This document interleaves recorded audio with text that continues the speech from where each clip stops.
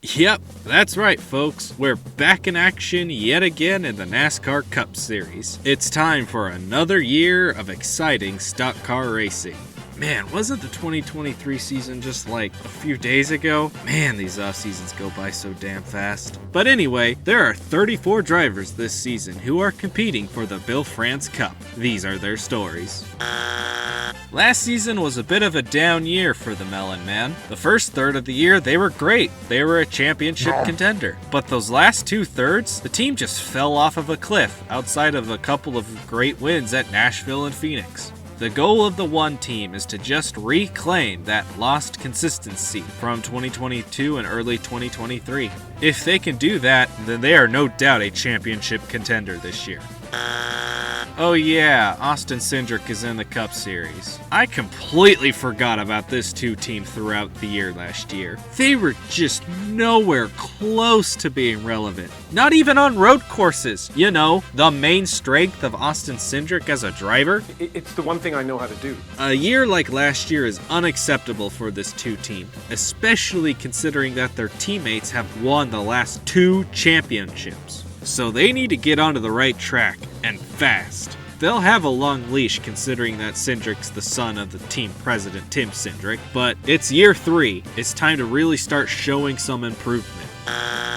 Look, I know we rag on Austin Dillon being a bad driver, but last year, my goodness, this 3 team was bad. And I don't get it. Dillon usually is decent enough. He makes the playoffs more often than not. He'll randomly pop off and have a race that he's capable of winning, but that never came last year. What was the deal with this 3 team? Wait a minute. Let me look up something.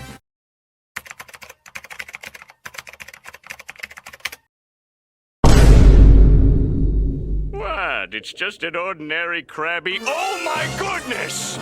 Oh, that's why they employ the worst crew chief in the Cup Series. Way to go, RCR. Why didn't you fire this guy? He's literally done nothing. As long as Rodden is still on top of the pit box, that 3 team is gonna be nowhere to be found.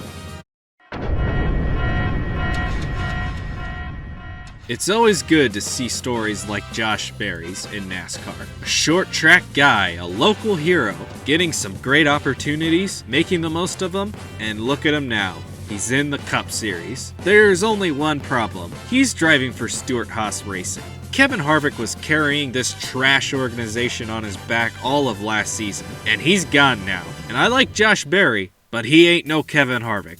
And his last year at Junior Motorsports was not very inspiring. Look, I get it, Junior Motorsports did have a down year, but he didn't win a single race and was bounced out of the round of 12. That just does not give me the confidence to think that Barry is the guy who's gonna help Stewart-Haas Racing get back into peak championship form. He's good, he's serviceable, he should be fine in that car, but he's not the guy who's gonna be moving the needle. Not at all. So, good luck with these terrible cars, Josh. Hopefully the new Ford Mustang Dark Horse helps you.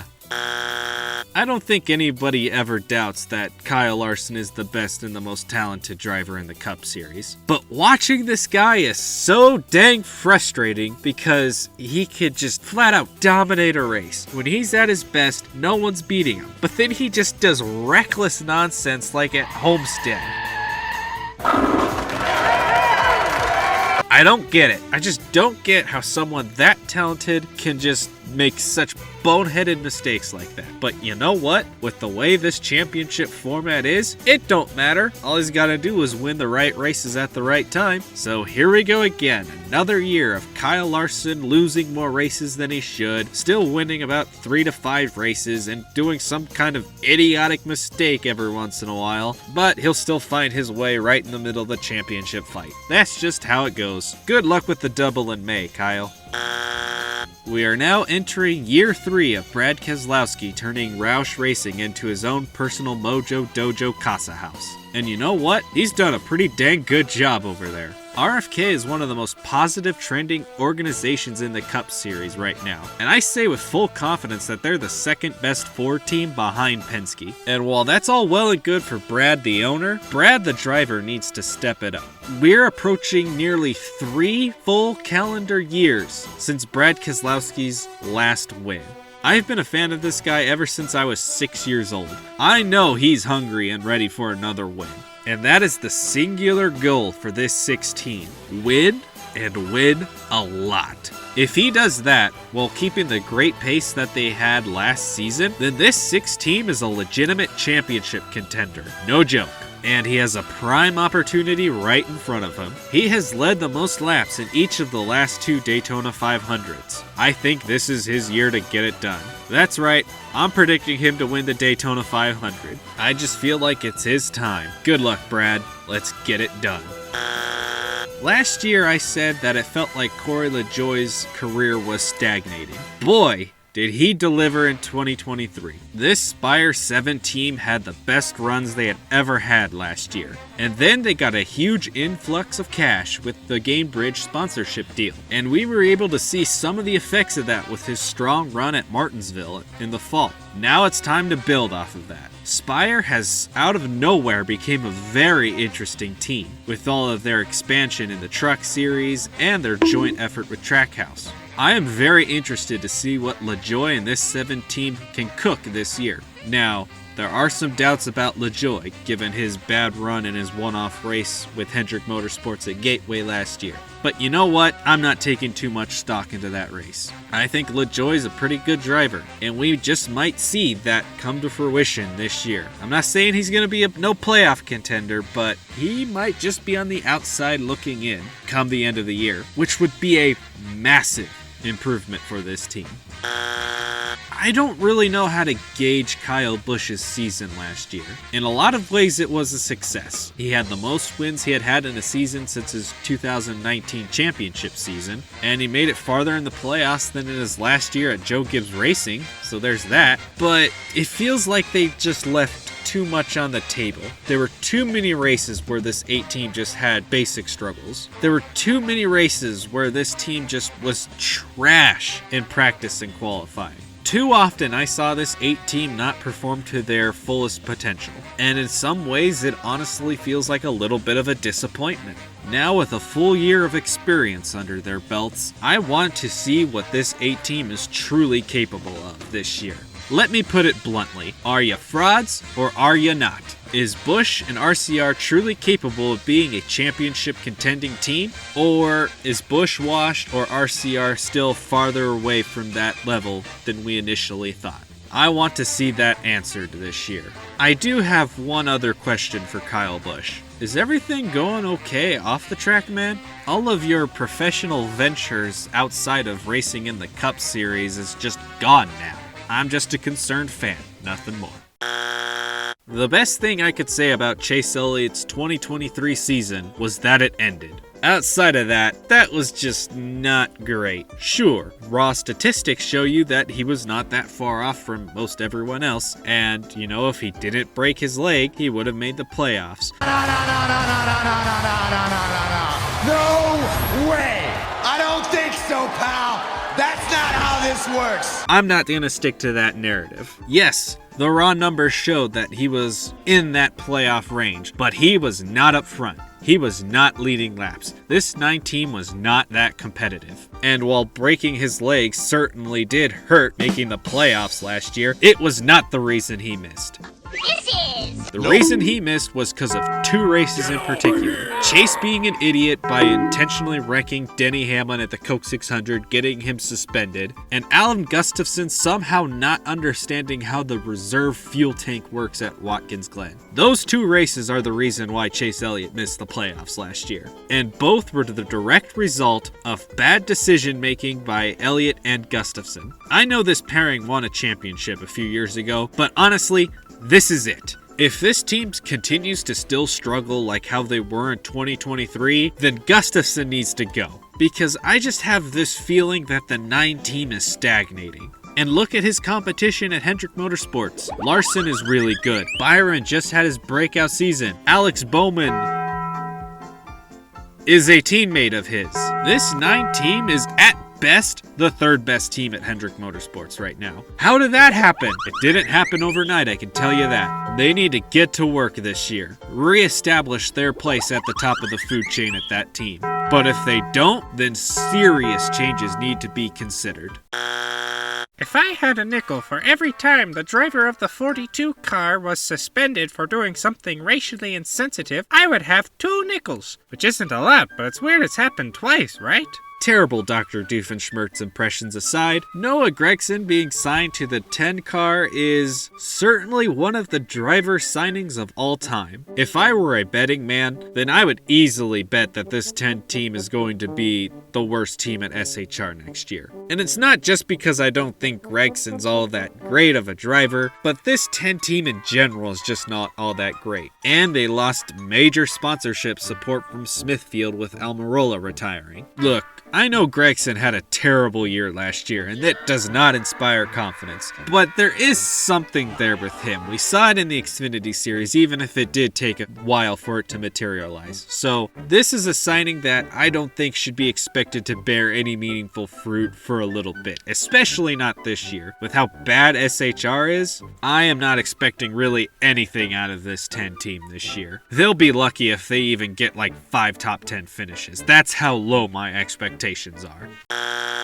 Okay, we are now officially in year 19 of Denny Hamlin being a championship contender, and somehow it still does not materialize into a championship despite his best efforts. Alright, what do we have on the docket this year? Will it be multiple wins, top 5 in points, and saying this is our year like last year? Or are we going to get maybe the down and out, the 11 team is not performing as good, but Hamlin is able to string together some wins and get back into that championship fight? Or maybe Denny Hamlin surrounds himself in controversy again, and he's getting into altercations with all these different drivers, but somehow nobody does anything to him because nobody does that anymore in this Cup Series. Maybe that's what's gonna happen. Or you know what? It just might be a combination of all 3. Knowing Hamlin, that's the likely outcome. I just got 2 words for you, Denny. Tick-tock. Father Time is undefeated, and Denny Hamlin is now the old guy in the garage. Those chances of winning a championship are running out fast. Have fun, and good luck, Denny.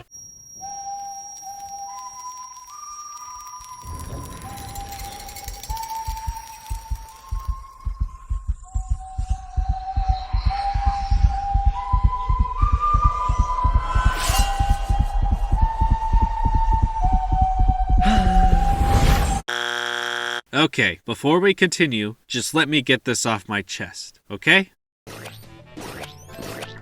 I know, Patrick. Woo! Yeah! I was right! I said he was gonna win it last year and he did! Yeah! Oh, that felt good.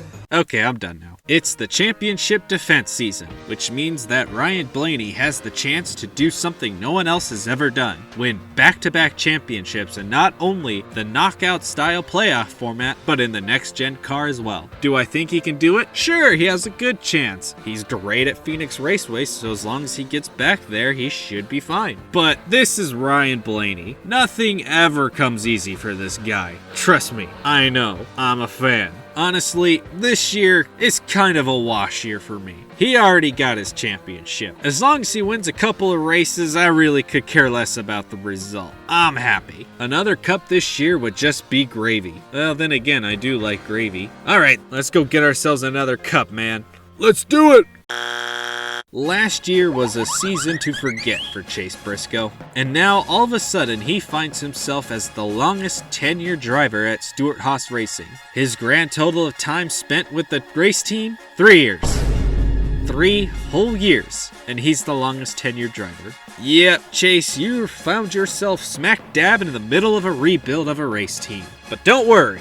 As long as this team does not bring cars that are slower than Rick Ware Racing on intermediates, they should be fine. When they were on the short tracks and the other smaller ovals, they were a top 15 team. If I am in SHR shoes, then I'm making sure that the 14 team is the most well taken care of team. While Chase Briscoe is inconsistent and streaky, I do think he has the talent and ability to be the guy for this team. He is the franchise. They just need to make sure they can get the ponies under the hood for him to let him show it. I think he will be the closest to the playoffs out of all the SHR teams this year. Will he make them? Maybe, maybe not. This is a rebuild year for Stewart-Haas Racing. 2025 is the year I'm really looking at for this 14 team to break out. But for right now, just steady the ship and just build this team up. That's the goal for the 14 this year.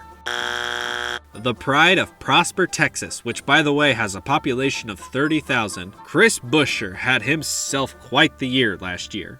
Even though all his wins were condensed in the summer months, he still had, in the totality of the year, a pretty darn good season. His playoff run left a little bit to be desired, but it was a great year to build off of. And I think that's just what the 17 team will do. Just keep building off of it. They have made improvements every single year since Buescher joined that 17 team, even before Brad Keselowski was put in the picture. Could this 17 team be a dark horse championship threat? It's not out of the realm of possibility, but let's go with some baby steps first. This team needs to be better at scoring stage points, and so that's the thing I'm really looking for to see if this team is improving. They know how to finish races. They just need to be better in that start and middle portion of the race to really, for me at least, believe that they can be a championship contender. If you were to just look at the regular season for Martin Truex Jr. last year, he had a bounce back year. After a down year in 2022, he came back and looked like his old self. You would think, yeah, Truex still has a lot left in the tank and can still go compete for championships. Then you look at the last 10 races of the year in 2023, and yeah, that was pretty darn bad. I truthfully don't really know where this 19 team can go right now, because we're likely going to go into the same song and dance about Truex. Will he or won't he retire this year for the third year in a row? So I just can't really gauge where they're at. To me, this is a team that is in flux right now. Truex is still a good driver. This team could still win a championship, but it also feels like this team is just kind of going through the motions right now before Truex hangs it up and then someone like John Hunter Nemechek gets into the car and race it for the long-term future. It's a pretty awkward spot to be in right now. So all I can really say, if this is indeed Truex's last year, if he decides to hang it up after this year, is, well, let's go out on a high note. Not a lot of drivers get that opportunity to do so. Good luck, gentlemen. And let's just hope and pray that none of the awfulness of the 2023 playoff run carries over into this year.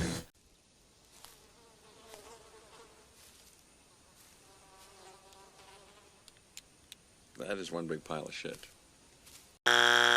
Another year, another Christopher Bell Championship 4 appearance. The 20 team proved to be a bit more flawed than I realized, and I think most of us realized. However, they were still able to pull through and make it to the Championship 4. So this 20 team is still a very legitimate and real championship threat. This season, it's all about consistency, which I know consistency is something that's hard to attain in this next-gen car, but going several months without finishing inside of the top 5 is just not a very good recipe for being a championship contender often. Because let's be real here, the reason why Christopher Bell is even making it to these championship 4s right now has been clutch wins in the round of 8. As good as he is at doing that, that's not sustainable. What is sustainable? Consistency. So this 20 team's goal needs to be consistency. Because if they do that, then without question, they are in the top 5, maybe even top 3 biggest championship threats this year and for many years afterwards. Last year inspired absolutely zero confidence in Harrison Burton and this 21 bunch. Nothing. Zilch. Noodle.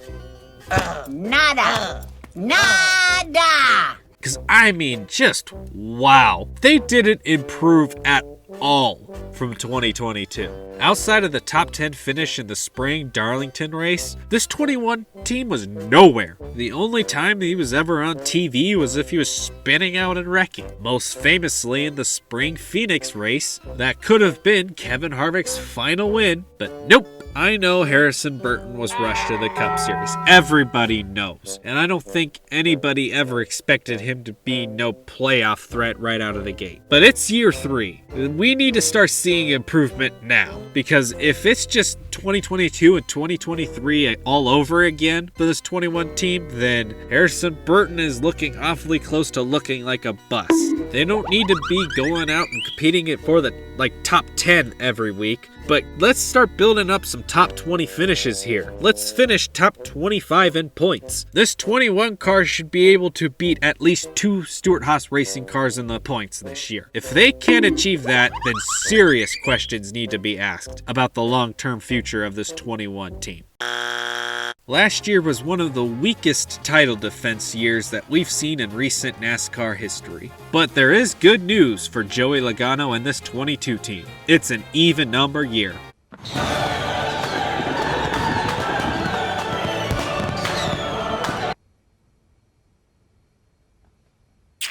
Which means they are somehow, some way gonna find themselves in the championship 4 again. I don't make the rules, I'm just following the trends. However, I do have one concern about this 22 team. Much like the 9 team, I feel like this team is stagnating. Which is wild to say considering that they just won a championship a couple years ago. But that was not a very impressive championship season, not at all. And if you look at Joey Logano's numbers, he just hasn't reached the highs that he had in the mid-2010s when he first joined Team Penske. In theory, Logano should be dominating this series. He should be winning races left and right, and in convincing fashion too. But it's not happening. He has no crown jewel wins outside of the Daytona 500, and that was 9 years ago. Like I said, he'll probably make the championship 4 yet again, but if he doesn't, if somehow he doesn't and he breaks the trend, then there are going to be a lot of questions that are going to need answers.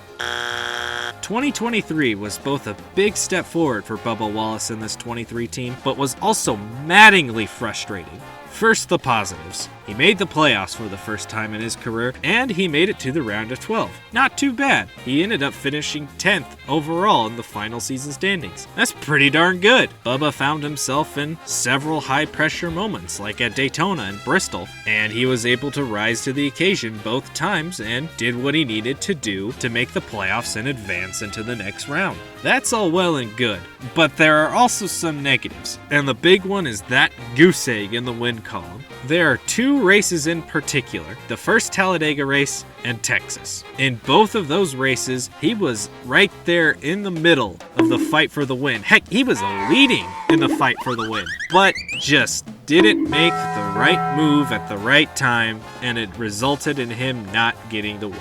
If only they could have those 2 races back, because if they did, with the benefit of hindsight, then they likely would have won both of those races. There was also a stretch during the summer where the team looked good in some races, but just never was able to finish well, which has been a consistent problem ever since the team started in 2021. 2024 should be all about eliminating that problem. They need to put full races together and finish where they run. It doesn't so much matter if they're running, say, like 10th the whole race. Finish 10th. Just put the whole race together and finish where they're meant to finish. The most frustrating thing about watching Bubba Wallace and the 23 team is seeing them unload with speed or come out and they look like maybe like a 4th to 8th place car, and then somehow at the end of the race they finish 15th. Like, why does that keep happening with this team? That needs to change now. Because if they do that, then they are easily a top 15, top 12, borderline top 10 team. They have that ability. They just haven't captured the potential of that ability yet. And hopefully this is the year they do. 2023 was William Byron's breakout season. By pretty much all metrics, he was the best driver of last year. And so, it's 2024. It's time for the 24 in 24. All this group has to do is just carry over that speed and momentum into this season. And if they do that, then they already are the top championship threat. I wish there was more to say, but there really isn't. This team and William Byron as a driver are just an incredibly well-rounded group that is pretty much good at everything in the sport right now. There isn't much more to say about them. Very similarly to Jimmy Johnson back in the 2000s. Their true season begins in September. Colleague racing, what happened? Just a few years ago, this team was one of the most interesting young teams in the sport. Matt Colleague was looked at as a great owner that was going to be one of the guys leading NASCAR into the future. This team was fun, the trophy hunting moniker, they were a family, they were great. And now here we are in 2024 and this team is an afterthought. Look, I get that money is tight in this industry, but this team has fallen into a trap. The trap of just merely existing and not competing. And nowhere is that more exemplified than Daniel Hemrick being their lone full-time Cup Series driver this year. Daniel Hemrick. Cause yes, let's promote the guy that has done absolutely nothing in our Xfinity car for 2 years and put him in the Cup Series. I would much rather watch AJ Allmendinger in the Cup Series every week than Daniel Hemrick. Y'all are lucky that you didn't go ahead and sign Ty Dillon in the Cup Series because you would have felt my full wrath and disappointment in how this team is turning out. I do genuinely hope that they have a good year, but I'm not seeing it. Not with Hemrick behind the wheel. He's an okay enough driver, but he's a good driver in the Xfinity Series. In Cup, I'm just not seeing any meaningful fruit in this endeavor. Tip of the cap to Michael McDowell and Front Row Motorsports. They had themselves yet another good season, and they even made the playoffs off of a win. Good for them. Things seem to be very positive at Front Row Motorsports. Because of the win, they were able to get a Hawkeye system. They're now going to be in a technical alliance with Team Penske this year. It's great to see Front Row Motorsports break out of the merely existing moniker like they were several years ago that Colleague is currently in, into a competing team. Michael McDowell could very easily make the playoffs again. That's just wild to think about. Hopefully this team continues to improve even more throughout the 2024 season. McDowell supremacy! While we're on the subject of Front Row Motorsports, Todd Gilliland. You know, I thought for sure that he would be out of the car with the way they were treating him before the year by taking him out of the car for several races to give Zane Smith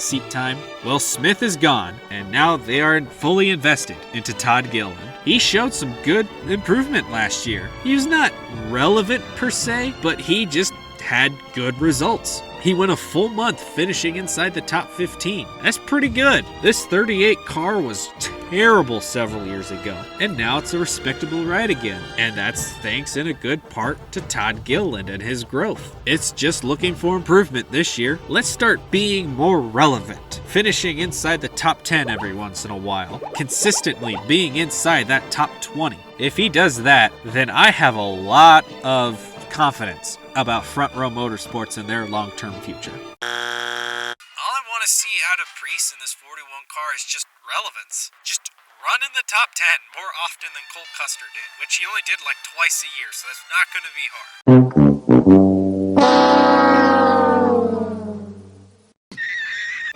Yeah, last year did not go very well at all for Ryan Priest in this 41 group. Let's be frank here, the highlight of the year last year was the flip at Daytona. Outside of that and one random top 5 finish at Richmond, this 41 team is just nowhere to be found. But, and that's a big but, they did get that top 5 finish at Richmond. That shows that there is something in this 41 team that can be built upon. It's just all about digging deep and finding it. Okay, finishing inside the top 10 more than 2 times a year is harder than I thought it was for Stewart-Haas Racing in this 41 team. But I think they can do it. It still might be only like 5, 6, or 7 top 10 finishes, but hey, that's an improvement. And any improvement for this team is good. Like I've said in the other Stewart-Haas Racing driver segments, they're a rebuilding team and I don't have that much confidence in them. So any and all improvement out of this 41 car will be welcome.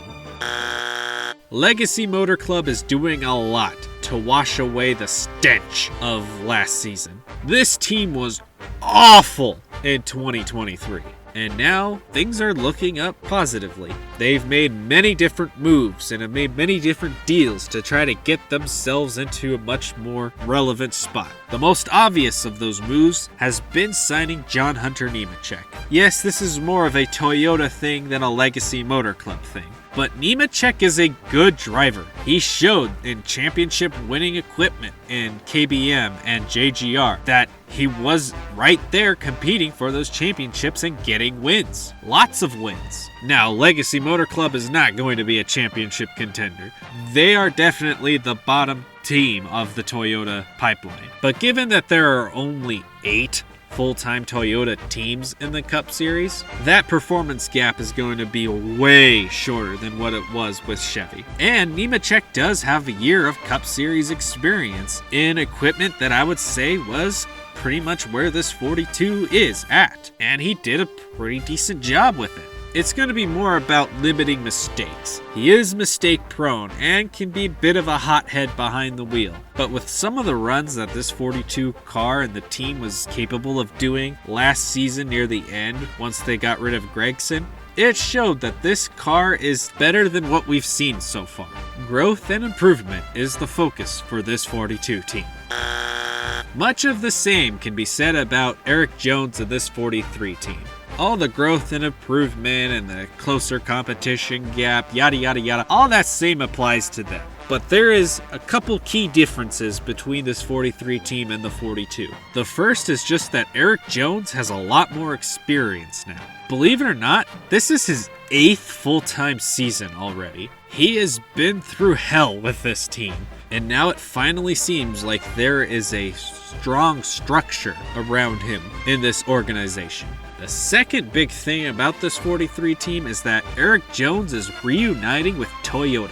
It's important to remember that Toyota did not want to get rid of Eric Jones in 2020. It was just that the situation forced them to choose between Christopher Bell and Eric Jones. And I think we can safely say that Bell was the correct choice to make.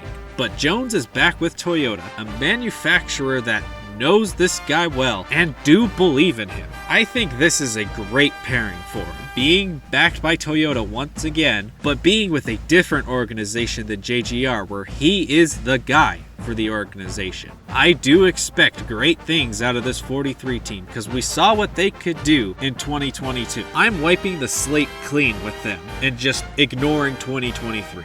I think they're back into that position that they were in at the end of 2022 of being a positively trending and a potential playoff contending team. Jones is a better driver than people give him credit for, and I think this is a year that he reminds everybody of how good he is. I'd say Tyler Reddick did pretty good for 23XI last year, although it could have definitely been a better year. 23XI Racing is still a very young organization, and they are still trying to find their feet in the Cup Series. And last season really showed that, especially with this 45 bunch. They really should have won like 3 to 4 races and have been a much bigger threat for the championship. Regardless, they were still able to eke out a couple wins and make it to the round of 8, which shows that this group has a ton of potential. Hopefully this is the year where they begin to find and fulfill that full potential. Or at the very least, actually be good on pit road for once. But before I go, I just want to get this off my chest. That shit was not my fault. Y'all are trash. And I mean this from the bottom of my heart. Y'all are trash. Like, y'all are so trash. I want you to know that I'm talking to you, so I'm going to say your name, then I'm going to call you trash.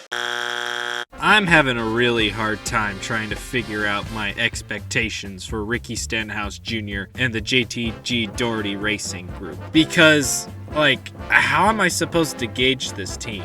They were a playoff team last year, a legitimate playoff team, without their Daytona 500 victory. But let's be real here, a good reason for that was from the momentum of their Daytona 500 victory. Stenhouse's only real shot at making the playoffs is winning a super speedway race, which he is really good at super speedway races. He is always a factor to win them, but given that there's only 4 in the regular regular season this time around instead of 5, that takes his chances of making it way lower. Basically, what I'm trying to say is that this team is incredibly mid and likely aren't a playoff contender, but they showed last year that they're at least a team that's gotta be considered.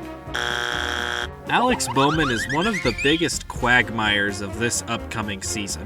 I legitimately have no idea how it could play out, because I feel like it's equally possible for him to go on a tear like he did in 2021 and be a top playoff contender. He could not go on a tear but be super consistent like how he started last season, or he could be like what he's shown many times and just be completely irrelevant, may not even make the playoffs at all. All 3 of those scenarios are on the table for this 48 team because they're all valid and plausible. The biggest thing for Bowman is how well his back has healed up since his injury last year. Back injuries are always super finicky to deal with, and it derailed Denny Hamlin's 2013 season. And well, you look at the stat sheet, it derailed Bowman last year as well. So if his back is back to 100%, then Bowman is going to be in serious contention for the playoffs and many race wins. Rick Ware Racing for years has been nothing but a total joke, the butt of every joke in the NASCAR Cup Series. However, this is the new look RWR. They're actually making efforts to be good. They have a technical alliance with RFK Racing, and they believe they have signed their driver to help build their race team. And that driver is Justin Haley. What? That's an interesting signing. Haley swears that it's a lateral move, but it's gonna take some convincing for me. Well, to be fair, how mid Collie Racing is and how they seem to be taking a step back this upcoming year, it actually might be a lateral move to go to Rick Ware Racing. But this team has barely shown any meaningful fruit in their time in the Cup Series. However, they did have some solid runs with JJ Yeley in the 15 last year, so who knows, maybe that will translate over to the 51 car in Haley. I'll have to keep my eye on this team as the season goes on, just so I can really see if Rick Ware Racing are truly making steps towards being a competitive organization. I'd say Ty Gibbs' rookie season last year was quite successful. It definitely took him a while to get his feet under him and figure things out. There were a lot of races where he could have had some pretty good results, but they just couldn't put it together and he didn't finish quite where he should have. But in the last half of the season, he was starting to put things together and had some great runs. The ones to me that stand out were Pocono, Bristol, and the Roval. Now with a full season under his belt, I fully expect Ty Gibbs to be right in the middle of this playoff battle. He's an extremely talented young driver, and he is driving for Joe Gibbs Racing, one of the best teams in the garage, so this is a no-brainer that he'll be in the playoff battle. I think the real question is if he's going to break out and get a win. He might be in positions where he could, but is he going to put it all together to get that win? It came easy to him in the Xfinity Series, but the Cup Series is a completely different beast. It would be really funny though if it comes down between him and Joey Logano for a race win, considering that they had a low-key beef throughout the year last year that no one ever talked about, and the reputation of both drivers. Now that would be quite the battle to watch.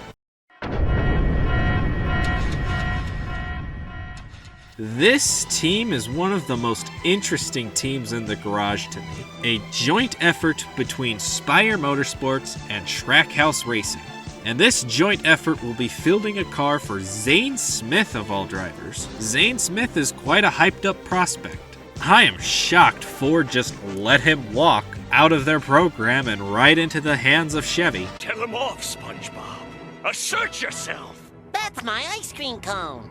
Great! Now let him have it! You can have it. Say thanks. No! He's a pretty good driver. I think he's a little overrated personally, but I don't think he's bad by any means. He's a pretty darn good driver. I'm most interested to see if this entry is going to be more Trackhouse or more Spire. And what I mean by that is just where this car runs. Is it going to be running more in the top 20, or will it be running in the back half of the field? Either way, this is a great situation for Zane Smith. He's right on the doorstep of being in one of the best race teams to be at in NASCAR in Trackhouse Racing, and he may have a direct path to one of those seats. But he's also still connected to one of the more interesting teams in their garage, Inspire Motorsports. And who knows, if they take a leap forward, maybe Smith stays in this joint effort with Spire longer. At the very least, he's in this low-key ride where he can kind of get through his Cup Series growing pains and rookie mistakes without really having any spotlight on him. At least not a very bright spotlight on him. I'd say Zane won out big time with this deal. It's also a little funny considering that he had a contract signed with Chip Ganassi to go race in the one car before Trackhouse bought that team. Man, Emp Lemon was right. Everything always does come full circle in this sport.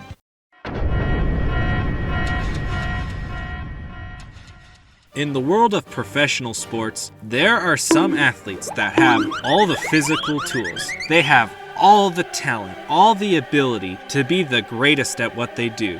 Everything except for what lies between the ears. Carson Hocevar is that kind of a guy in NASCAR. There's no doubt Hocevar is talented. Last season, he showed it on full display, winning many races in the Truck Series, competing for the championship, and who could forget his incredible runs in the Cup Series, his great debut at Gateway, running top 20 in the Southern 500, nearly getting a top 10 at Bristol in a race where he ran into the top 5 on speed in a crappy Legacy Motor Club car. On paper, Hocevar is him, but man oh man, this guy just makes boneheaded moves and after boneheaded move.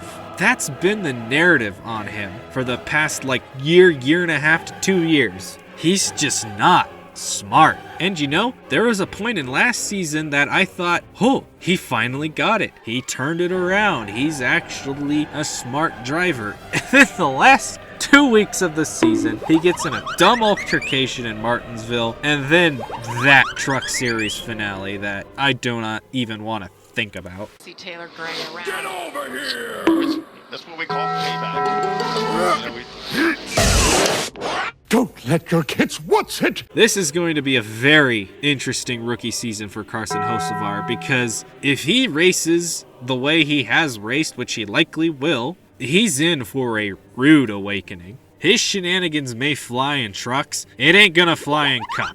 At the very least, that 77 car should be better than it has been throughout its history. So at least he has that going for him. As long as the TV time that Hocevar is getting is just being funny during rain delays on Fox, then I would say that would be a successful season for him. My car is almost as fast as Xfinity 10G. Sell out. Let's make no mistake about it. Daniel Suarez is on the hot seat. It's not even a hot seat. That's a boiling seat. If he does not perform this year, he's out of there. But you can't do this to me. I started this company. You know how much I sacrificed? Now, he doesn't need to go out and win a championship. All he really needs to do is just get back to that 2022 form, where he won a race, and if it weren't for a power steering failure, would have been in the round of 8. If he can recapture that form, then he should be fine. But if he slips up, if he underperforms expectations, if he misses the playoffs, then Zane Smith is right there to pounce. You have Shane Van Gisbergen in the Xfinity Series as well to think about. Does Trackhouse want to get rid of Suarez? No. He did sign a contract extension. If they wanted him out of the car, they would have gotten him out of the car already. But it's very clear that Justin Marks and Ty Norris are trying to build an empire with this team. And they have a load of drivers that they have signed to contracts, but they only have 2 Cup cars. Those cars are incredibly valuable, and Chastain is performing to that value. It's time for Suarez to step up to the plate and also perform to that value. 34 drivers, 26 races, and only 16 spots available. It's time for my playoff predictions. Playoffs? Don't talk about playoffs? You kidding me? Playoffs? Last year felt like a stabilizing year. We've kind of seen who are the teams that can compete with this next-gen car and who are the teams that are lagging behind.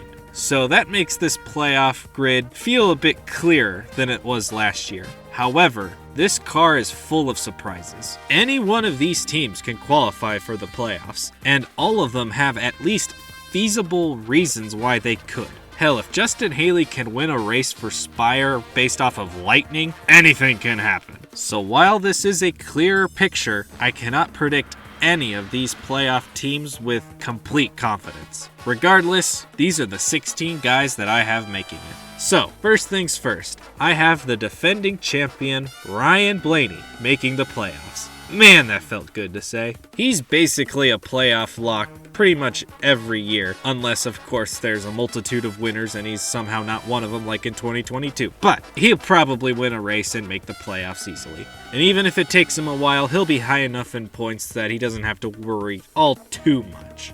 His teammate Joey Logano will also make the playoffs. This is an even number season, so we can already pencil him in for the championship 4. They won't be the only Fords in the playoffs. Both of the RFK Fords will make it. Brad Keselowski and Chris Buescher. Like I said, RFK is the second best Ford team in NASCAR right now. I'm predicting Brad Keselowski to win the Daytona 500, which will punch his ticket in, and Chris Buescher should be able to make it in fairly easily as well.